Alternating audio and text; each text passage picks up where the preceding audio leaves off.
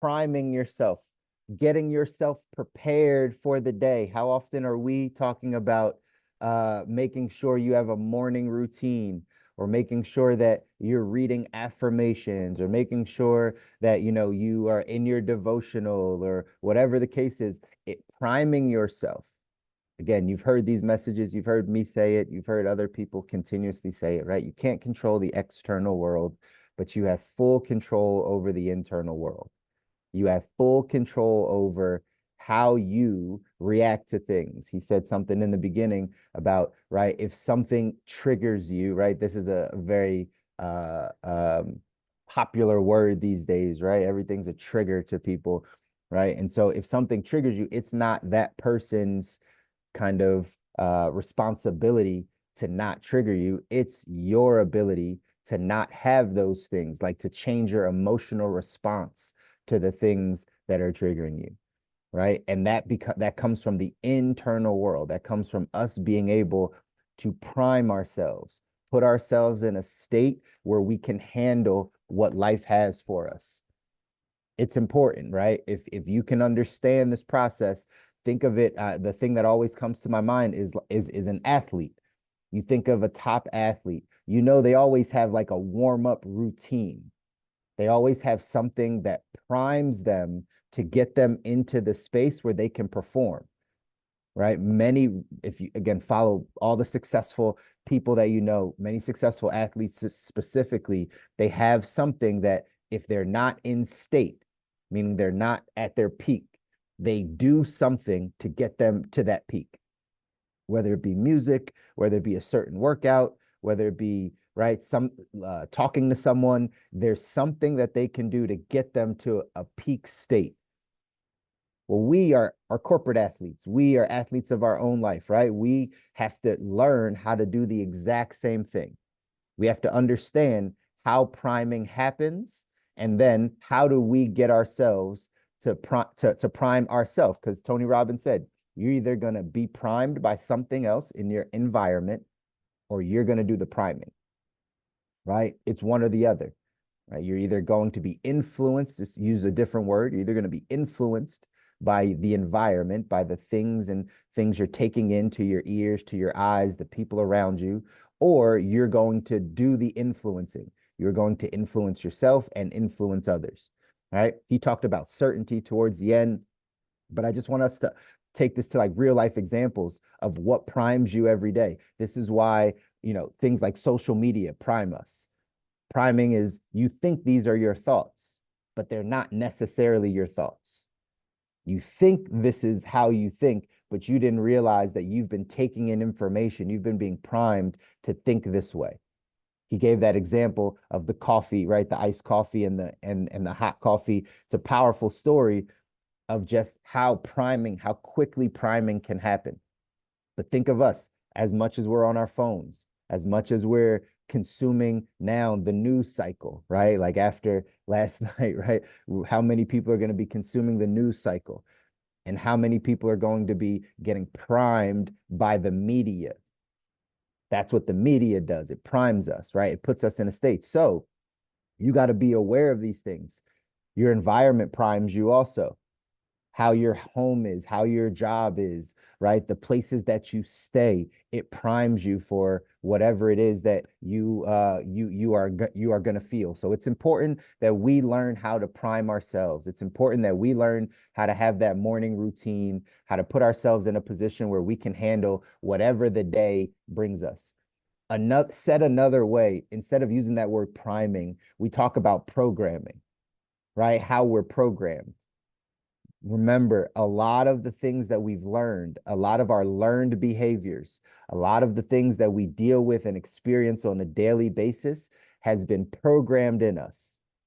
It's something that's been put in us either consciously or unconsciously that now we act out, right? So whether it's priming on like a very like immediate scale, like something you can do immediately to get you into peak state, where you wake up in the morning and you have a long day ahead of you, that you're maybe not in the mood, you're not feeling great about it. What do you do to get yourself in peak state?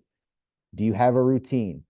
Do you have music and audio anything to listen to or to change your environment, to prime yourself, to get you to be able to maneuver through the day more effectively? Do you have something like that? If not, you got to make sure that you're putting something in. Normally, affirmations are good. That's one of the easiest ways to prime yourself. But I'm going to talk about it in here in this context of programming, because it kind of works hand in hand. Programming is just maybe a little bit more longer term of a topic, I guess. But here's what it says in here in 177 Mental Toughness Secrets. It says, champions of the power of programming. It says, the majority of champions I've worked with and coached during the years confess the bulk of their mental programming they received during their childhood was substandard. Many are quick to add that people who program them, parents, teachers, coaches, ministers, and adults of influence, were doing the best they could based on the level of awareness at the time. It's easy to criticize in hindsight, yet champions don't feel the need to do this. They want to take control of their own reprogramming process and install the habits, philosophies, and traits and beliefs that empower rather than limit them. Middle-class performers scoff at things like reprogramming and tend to hold on to what they were taught, no matter how poor their teacher's thinking. The pros use two primary methods of reprogramming. First and foremost, they alter the language they use when they talk to themselves and others. They adjust their language from the middle class to the world class level. They create self-talk scripts and repeat them daily until the change takes place. The second thing they do is use the power of mental pictures or visualization training to adjust how they experience events. The combination of these two change processes has a powerful effect on the mindset of the performer. Sadly, the concepts are so simple that most people miss them. Meanwhile, the great ones keep getting stronger and stronger by developing world-class thoughts, feelings, and attitudes through the reprogramming process. So, priming, reprogramming. What do? First and foremost, alter the language you use when you talk to yourself and others. First step, change your language, right? Scripturally, life and death is what? The power of the tongue, right? It's what we say out loud. It's what we say to ourselves. No one talks to you more than you.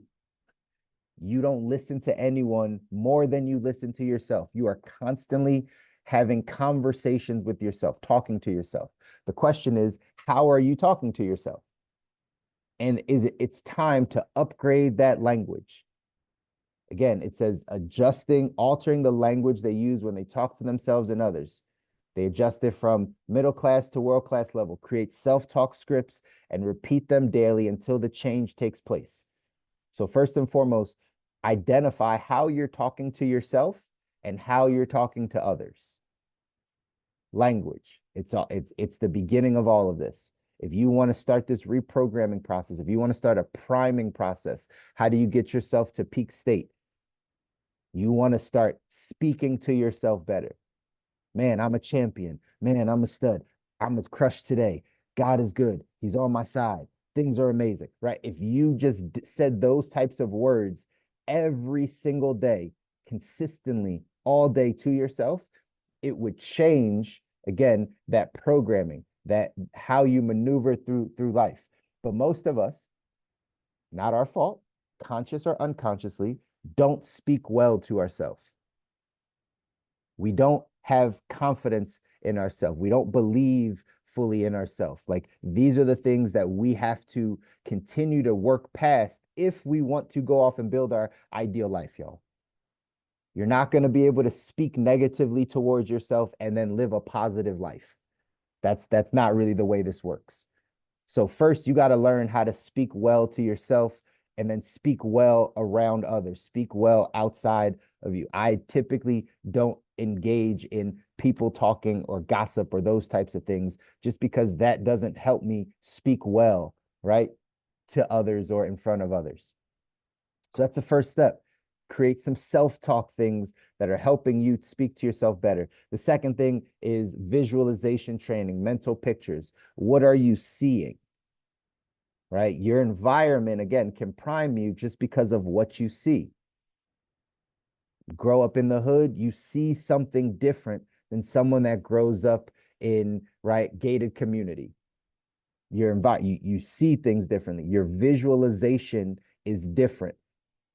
So what we have to do to reprogram, to prime ourselves, is to visualize the things that we want. Put the mental pictures in of the good things, even if you don't see it in your current environment. This is where the internet is amazing. You can find pictures and videos of anything you want. Stare at them, look at them, right? Instead of just scrolling social and looking at the things of the world, maybe you program in your mind the things you want to see. Maybe you choose to wake up in the morning to the sounds and the views of the ocean. Sure, you live in the city, but you could put that on your TV every single morning. You could, it'll help your visualization. Maybe there's something else that you want to experience. You can go visualize it. So these are the practices, ladies and gentlemen. Again, I started this call off saying, right, it's not going to be easy. It's not going to be easy. It's just worth it. These are the things that will help you change from who you were to who you want to become. It starts with learning these little things about how our minds and our bodies work, how our nervous system works, what we can do to reprogram.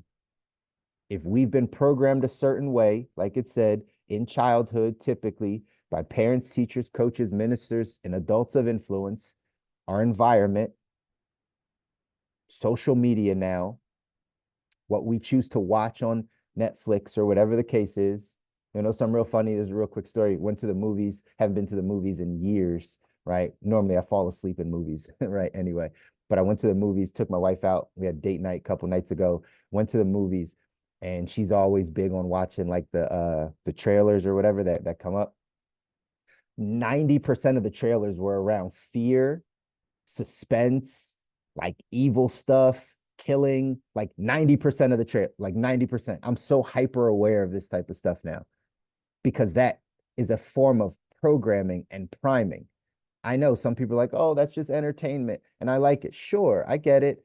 But if that's what is priming you, no wonder you're fearful walking out in the world. No wonder you're the one that sees, right, when the first shootings happen or whatever the case is. It's because we're priming our brains. The media, these companies, they prime us, they program us to view life in a certain way, to feel a certain thing.